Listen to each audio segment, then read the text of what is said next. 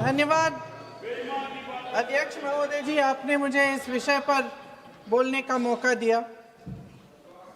कुछ दिनों पहले हम राम मनोहर लोहिया अस्पताल गए थे। पुलिस लाठीचार्ज में घायल दिल्ली की उस छात्र की स्थिति जानने के लिए जो आईसीयू में अपनी जिंदगी की सबसे बड़ी लड़ाई लड़ रही है। हमसे कुछ ही समय पहले आदरणीय स्वास्थ्य मंत्री जी श्री जेपी नड्डा वहां गए थे और उनसे कुछ समय पहले अन्य नेता भी गए। जब तक हम वहां पहुंचे, उस लड़की की मां नेताओं के आने जाने से गुस्से में थी। सुन लीजिए, सुनिए, किसी की पीड़ा का मजाक नहीं उड़ाते। कोई भी हो, किसी की पीड़ा का मजाक नहीं उड़ाते। आप संसद में बैठे हैं, निशिकांत जी आप बना रहे हो। जब तक हम वहां पहुंचे, उस लड़की की मां नेताओं के आने जाने से गुस्से में थी। किस लिए आए हो? उसने आईसीयू के दरवाजे के बाहर खड़े होकर हमें पूछा। हमारे सामने कांपते हुए हाथ जोड़े कहने लगी कि धन्यवाद आप आए हैं, ठीक है, मगर मुझे किसी से नहीं मिलना, मुझे किसी से बात नहीं करनी। महोदय, उस मां की पीड़ा से उसका पूरा शरीर कांप रहा था, लेकिन उसने दृढ़ आवाज में कहा, सुबह से बड़े बड़े लोग यहां आ रहे हैं, एक के बाद एक वीडियो बना रहे हैं। वह भी आए जिन्होंने मेरी बेटी का ये हाल किया है। किस लिए? उसने हमसे पूछा। किस लिए? मेरी बेटी की बलि तो चढ़ गई है, लेकिन उसे कुछ भी हो जाए तो मैं उसके लिए अपने आप लड़ूंगी। मुझे किसी की मदद नहीं चाहिए, मैं अकेले लड़ लूंगी। महोदय, शायद मुझे यहाँ खड़े होकर सबके सामने ये बात नहीं कहनी चाहिए, मगर उस माँ की गुहार ने मुझे शर्मिंदा किया। उसके दिल के टूटने की वो आवाज जो अस्पताल की दीवारों से में गूंज रही थी, मेरे मन में अभी भी गूंज रही है। इसलिए उस माँ की इजाजत लिए बिना मैं आपके द्वारा आदरणीय प्रधानमंत्री महोदय जी और आदरणीय गृह मंत्री महोदय जी से पूछना चाहती हूँ कि क्या जरूरत थी एक मासूम बच्ची पर इस तरह दमन करने की? क्या जरूरत थी उन छात्रों पर आंसू गैस चलवाने की, उन पर लाठियां बरसाने की, उन पर वाटर कैनन्स चलवाने की? क्या जरूरत थी उन नौजवान लड़कियों को जलील करते हुए उनके कपड़े फाड़ने की, उनको बेरहमी से गंदी तरह पिटवाने की? देश के युवाओं पर पैलेट गन्स और AK-47 चलवाने की क्या आवश्यकता थी? क्या वे आतंकवादी थे? क्या आतंकवादी हैं? टेररिस्ट हैं? हाँ, कांग्रेस बोल रही है। हाँ, कांग्रेस बोल रही है। जवाब दीजिए, जवाब दीजिए। कांग्रेस बोल रही है, जवाब मांग रही है, जवाब दीजिए।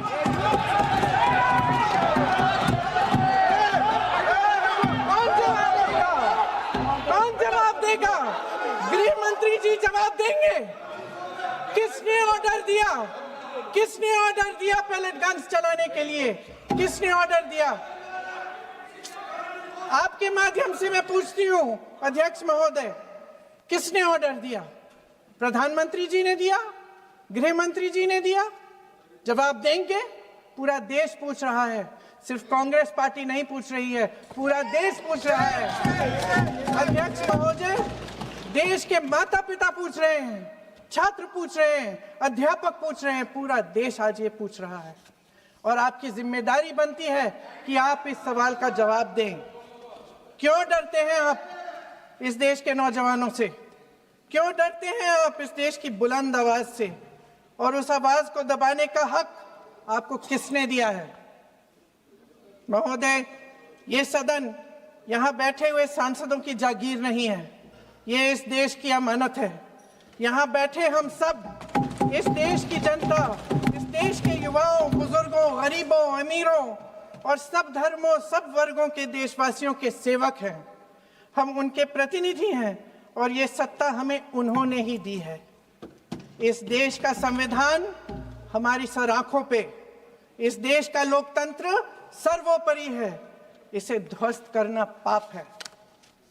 यह करोड़ों जनता हमसे सिर्फ एक चीज मांगती है, जवाबदेही। इंग्लिश में इसे अकाउंटेबिलिटी कहते हैं। हमें सत्ता देकर, हमें यहां तक लाकर सिर्फ उसकी ये गुहार है कि जो हम करें उसकी भलाई के लिए करें, और अगर उनके साथ अन्याय हो तो हम उनके प्रति जवाबदेह बने और उन्हें न्याय दिलवाएं। पिछले दिनों हजारों बच्चे सड़क पर उतरे। उन्होंने अपनी पीड़ा व्यक्त की। गांधी जी के दिखाए हुए रास्ते पर अहिंसा और सत्य को अपने दिलों में रखते हुए गाते, मुस्कुराते हुए शांतिपूर्वक प्रदर्शन किया। लोकतंत्र के सबसे पवित्र सिद्धांत के तहत उन्होंने अपनी आवाज उठाने का अधिकार कायम किया। ये उस भारत के बच्चे हैं जो गांव में रहते हैं, जो महानगरों में रहते हैं, जो छोटे कस्बों में, छोटे शहरों में रहते हैं, जहां माँ अपने गहने बेच देती है, पिता अपनी जमीन गिरवी रख देता है, एक परिवार अपनी पूरी जिंदगी की कमाई बच्चे के सपने पर खर्च देता है। और अब उन्हीं बच्चों को लगने लगा है कि आज इस देश में मेहनत से ज्यादा बेईमानी मायने रखती है, मेरिट से ज्यादा पैसा मायने रखता है। तब सिर्फ एक छात्र नहीं हारता, उम्मीद हारती है। इन परेशान बच्चों ने अपनी उम्मीदें आपसे साझा की। उनकी मांगे क्या थी?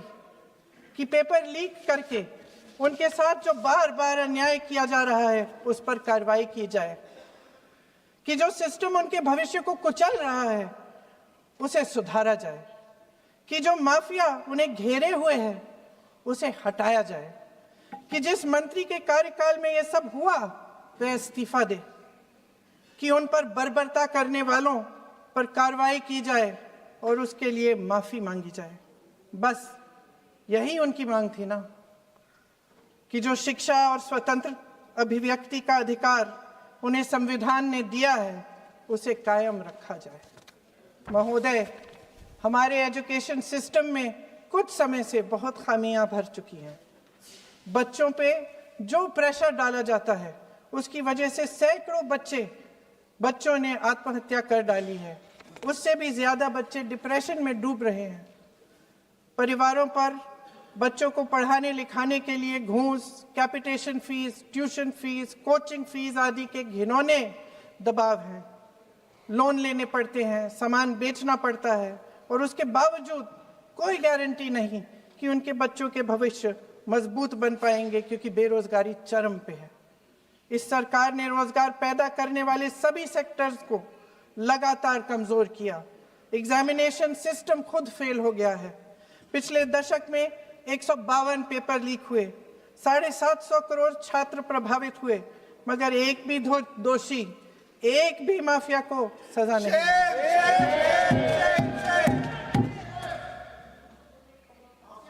हमारे एजुकेशन में आरएसएस के प्रचारकों को भर भर कर उसे खोखला बना दिया है। जबरदस्ती एनटीए बनवाकर सिस्टम का केंद्रीकरण करके उसे और भी उलझा दिया। देश के कुल बजट में, हाँ जी जबरदस्ती, आपने अभी अभी सुना तमिलनाडु के हमारे साथी क्या कह रहे थे। देश के कुल बजट में एजुकेशन बजट की हिस्सेदारी हर साल बढ़ाने की बजाय घटती जा रही है। 1.4 लाख करोड़ रुपया का पूरा बजट एजुकेशन बजट है और 1.32 लाख करोड़ सिर्फ नीट देने वाले 22 लाख बच्चों के परिवारों से हर साल खींचा जाता है। एक और शर्मनाक आंकड़ा भी है। 1.4 लाख करोड़ रुपया हमारा पूरा एजुकेशन बजट और 16 लाख करोड़ रुपए जो मौजूदा सरकार ने बड़े उद्योगपतियों के लोन माफ किए हैं। सोचिए कि इस सरकार की प्राथमिकताएं क्या है। सच ये है अध्यक्ष महोदय कि जिस तरह अस्पताल में उस छात्रा की मां का विश्वास पूरे सिस्टम से हट गया है, उसी तरह देश के युवाओं का भरोसा इस पूरे सिस्टम से टूट चुका है। और जब इस तरह देश के भविष्य हमारे युवा निराश होकर सरकार और सिस्टम से अपना भरोसा हटा देते हैं, तो उस भरोसे को फिर से बनाने के लिए सिस्टम के अंदर से जवाब नहीं ढूंढा जा सकता, उसके दायरे से बाहर निकलना पड़ता है, नए सिरे से ठोस प्रयास करने पड़ते हैं। अफसोस की बात यह है अध्यक्ष महोदय कि इतना हो जाने के बाद भी आदरणीय प्रधानमंत्री महोदय जी और उनके साथी इस सच्चाई को समझ नहीं पा रहे हैं। वे अभी भी ये सोच रहे हैं कि पीआर, नैरेटिव चेंज और पालतू मीडिया के सहारे एक बार फिर उनकी नैया पार हो जाएगी। परसों शिक्षा मंत्री जी ने शर्मनाक परिस्थितियों में अपना इस्तीफा दिया और कल यहीं मकर द्वार पर मेरे सत्ता पक्ष के सांसदों ने जिंदाबाद के नारे चिल्लाते हुए उनका संसद में ऐसे स्वागत किया जैसे मानो कोई सुपरस्टार पहुंच गए हैं। विडंबना देखिए महोदय, जब भूतपूर्व शिक्षा मंत्री को मुकुट पहनाया जा रहा था, स्वागत हो रहा था उनका, तब महाराष्ट्र में एक परिवार पेपर लीक पीड़ित अपनी बेटी की आत्महत्या का शोक मना रहा था। आपकी सरकार ने देश के करोड़ों छात्रों को क्या संदेश दिया? आपको किस बात का गौरव है, किस बात का अभिमान है, ये कौन सा अहंकार है? जहां आंखों में शर्म होनी चाहिए वहां बेशर्मी और स्वागत के नगाड़े बजाए रह रहे हैं। एक तरफ मातम है, दुख है, यहां फूल माला डाल रहे हैं। कोई आप पर कैसे यकीन करे? प्रधानमंत्री महोदय जी ने नया शिक्षा मंत्री चुना, एक ऐसे व्यक्ति को इस पद पर आसीन किया जिसने एक गर्भवती महिला के बलात्कारियों की रिहाई पर अपनी सहमति व्यक्त की, खुशी जताई। देश की करोड़ों लड़कियों को प्रधानमंत्री जी ने इससे क्या संदेश दिया? सर, अखबारों में है, अखबार में नहीं। मेरा कुछ भी बोल के चले जाते हैं क्या? अरे ये तो कैसा क्या है इनके पास? ऐसा ही कोई आरोप लगा दीजिएगा। कोई नियम कानून नहीं है।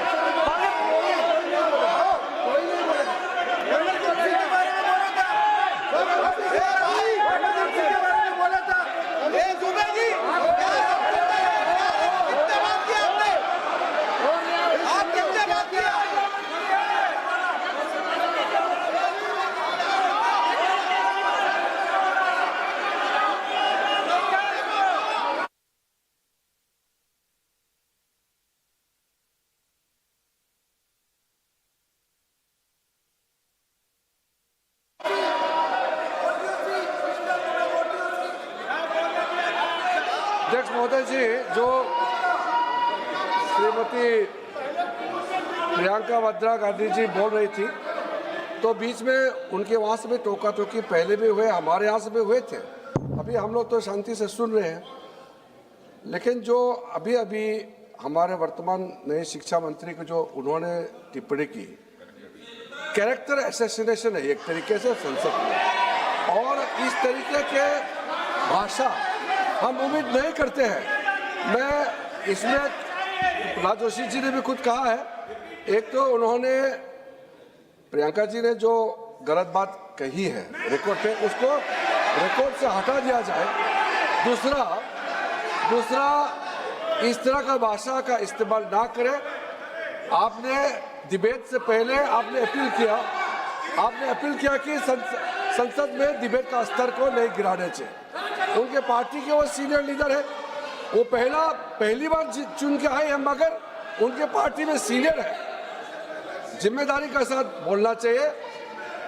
अगर पूरा ऑथेंटिकेट नहीं कर सकते हैं तो मैं ये मानता हूं कि उनको क्षमा मांगना चाहिए सदन से।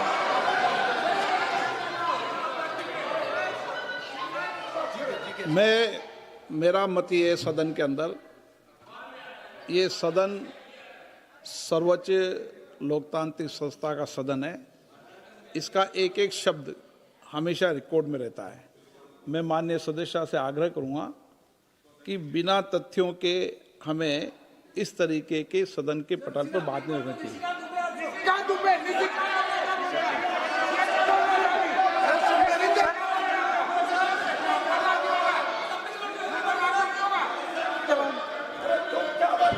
ये तो डिलीट कर दिया, लेकिन आगे भी वो भी डिलीट करा सर।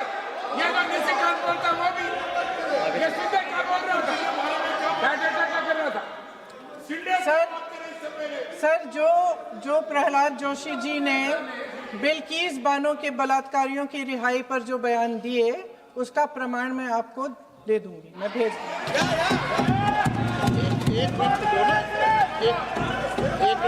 मैं ऑथेंटिकेट कर लूंगा। स्पीकर का डायरेक्शन 115, उनको पहले ऑथेंटिकेट करने कहिए सर। ऑथेंटिकेट करेंगे उसके बाद वो आगे बढ़ेंगे, ऐसे नहीं होगा। पहले ऑथेंटिकेट करने दो सर। उनको ऑथेंटिकेट करने के लिए कहिए, ऑथेंटिकेट करने कहिए उनको।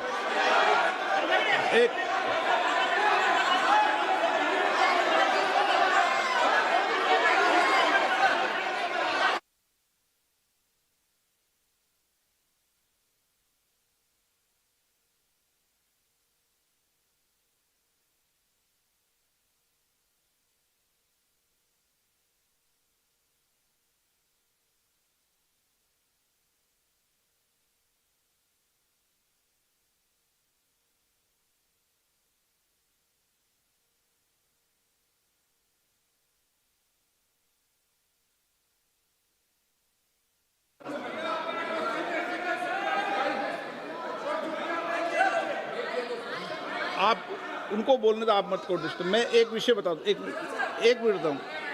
नियम 353 के अंदर फिर मैं एक बार स्पष्ट कर दूं, किसी भी सदस्य द्वारा किसी भी व्यक्ति के विरुद्ध मानहानि या अभियोगात्मक प्रकृति का कोई आरोप नहीं लगाया जाएगा जब तक कि सदस्य ने अध्यक्ष और संबंधित मंत्री को पर्याप्त अग्रिम सूचना नहीं दे दी हो। यह व्यवस्था है।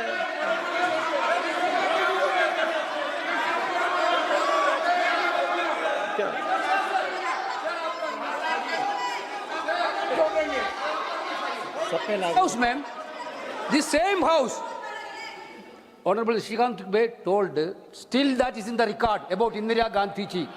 Still that is in the record. Still that is in the record. Sir, you are not removed, sir. बोलो, आप भी बोल लो। सर, केसी वेणुगोपाल जी ने जो नाम लिया है और मैं नेहरू जी के बारे में जो बात कहा है मैंने, सर मैं उस पर कायम हूं और मैं किताब जो है ऑथेंटिकेट करने के लिए तैयार हूं। अय्याज थे नेहरू, अय्याज थे।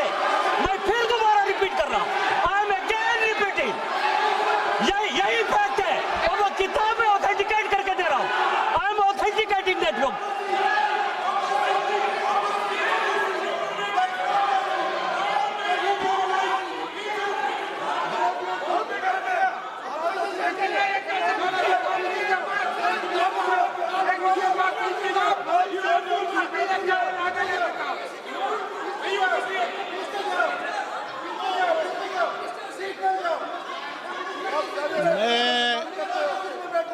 मैं जब आसन पर होता हूं, जो मैं व्यवस्था देता हूं, चाहे सत्ता पक्ष हो या प्रतिपक्ष हो, मैं समान व्यवस्था देता हूं। मैं जब आसन पर होता हूं,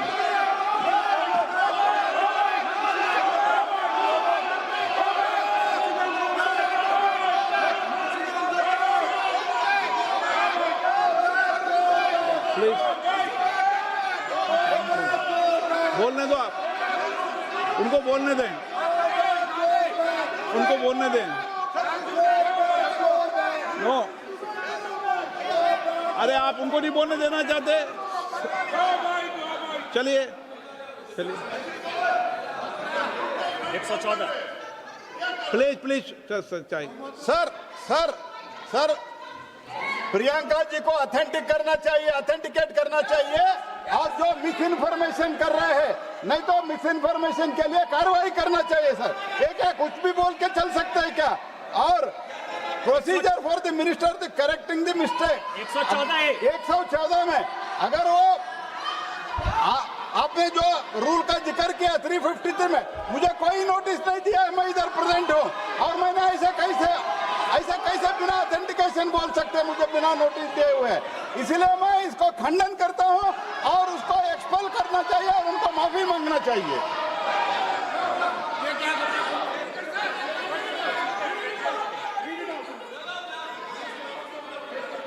नहीं ये चैप्टर आगे नहीं बढ़ेगा सर। बिल पे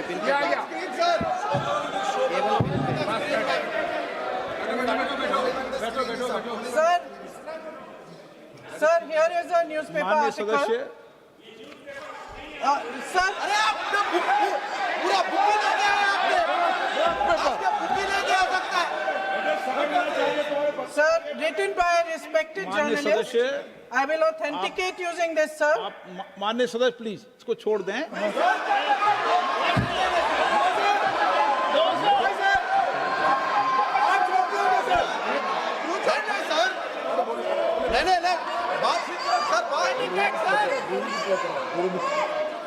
सर अगर जोशी जी अपने बयान का इस खंडन कर विधेयक रहे पर ही हैं, चर्चा होगी। आप इस बयान का खंडन कर रहे हैं क्या नहीं, जोशी जी माननीय से पूछेगा। सदस्य, मैं आपसे फिर आग्रह कर रहा हूं, इस सदन में इस विधेयक पर ही चर्चा होगी। फिर भी नो, पंडित लालू को क्या ये विधेयक का विषय नहीं है। आप नो, आप बोलो तो विधेयक पर बोलो, ये मेरी अपेक्षा आपसे। प्लीज सर, कभी- छोड़िए, ये रख दो। इस विषय को छोड़िए।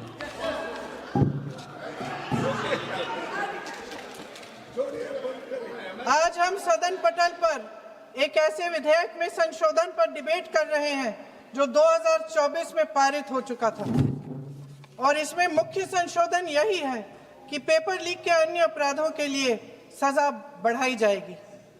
मगर जब से ये विधेयक पारित हुआ तब से अब तक इस सरकार ने एक भी अपराधी को सजा नहीं दी। आपने देखा है कि कल और परसों से फेस रिकॉग्निशन द्वारा प्रदर्शन करने वाले बच्चों के नाम और पते सार्वजनिक किए जा रहे हैं, मगर यही काम पेपर लीक करने वाले अपराधियों के लिए अभी तक नहीं किया गया। ना इस विधेयक में पेपर लीक रोकने के कोई ठोस कदम है। इससे देश के युवाओं का भरोसा कैसे बनेगा? अध्यक्ष महोदय, आदरणीय प्रधानमंत्री महोदय जी को आपके माध्यम से मैं कहना चाहती हूं कि शायद उन्हें अपने सलाहकार बदलने चाहिए। वे असलियत से एकदम टूट चुके हैं। नई नई कमेटियां बनाने से काम नहीं चलेगा। उनका अध्यक्ष चाहे कोई भी हो। राधा कृष्ण कमेटी भी व्यवस्था में सुधार लाने के लिए बनी थी। आज तक उसकी एक सिफारिश लागू नहीं हुई है और इस नई कमेटी में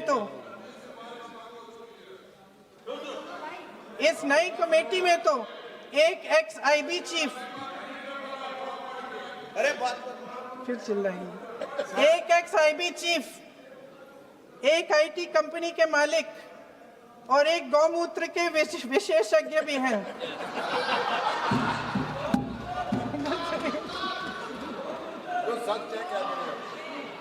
इन्हें शिक्षा के बारे में क्या पता जी?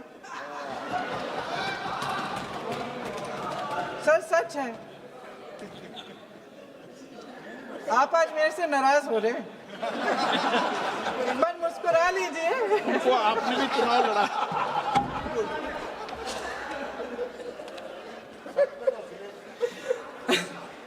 सर फास्ट ट्रैक कोर्ट्स का रिकॉर्ड पहले से ही बहुत खराब है। वैसे भी कल की सुनवाई में सीबीआई का वकील पेश ही नहीं हुआ। संसद में विपक्ष को दोषी ठहराने से, खोखले राजनीतिक खेल खेलने से काम नहीं चलेगा। आप जेन जी का भरोसा वापस जीतना चाहते हैं तो नए नए एंगल से अपने फोन से नए नए वीडियो बनाने से नहीं होगा।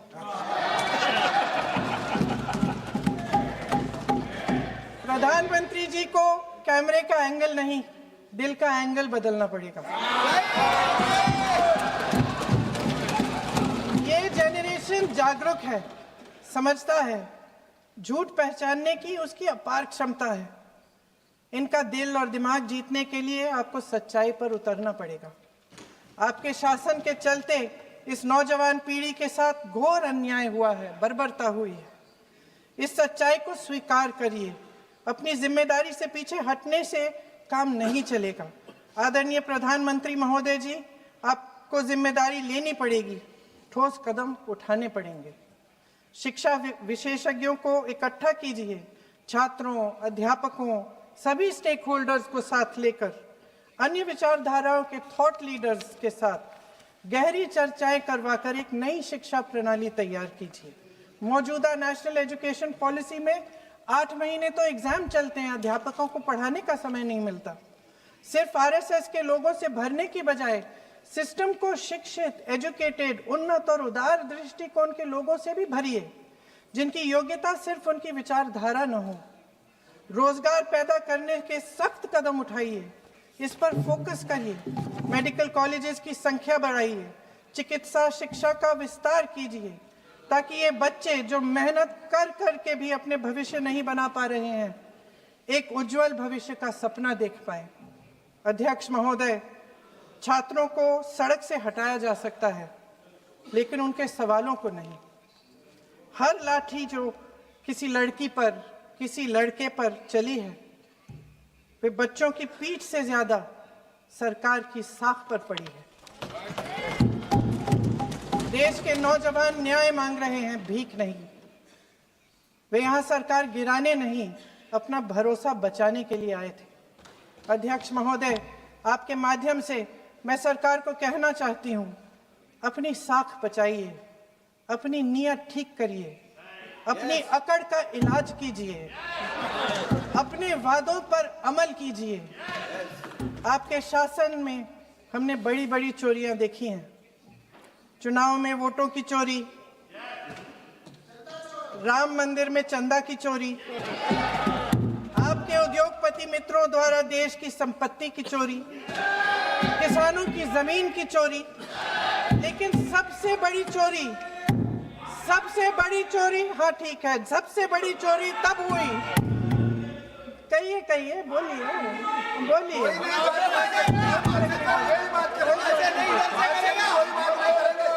सुन लीजिए, शांति से सुन लीजिए, शांति से सुन लीजिए। आपको मौका मिलेगा, आप जितनी भी चोरियों की बात करना चाहते हैं आप कर लीजिए, अभी मेरा समय है। सबसे बड़ी चोरी तब हुई जब देश के नौजवानों के भविष्य, उनके सपने चुराए गए। भविष्य की चोरी, सपने की चोरी किसी भी चोरी से कहीं बड़ी होती है महोदय। अगर देश का युवा निराश हो जाए, अगर देश का युवा निराश हो गया, उसकी उम्मीद टूट गई, तो सबसे बड़ी हार भारत की हार होगी। और हम कांग्रेस और विपक्ष के लोग जान दे देंगे, मगर भारत की हार नहीं होने देंगे। सर, अब तो मुस्कुरा लीजिए, भाषण खत्म।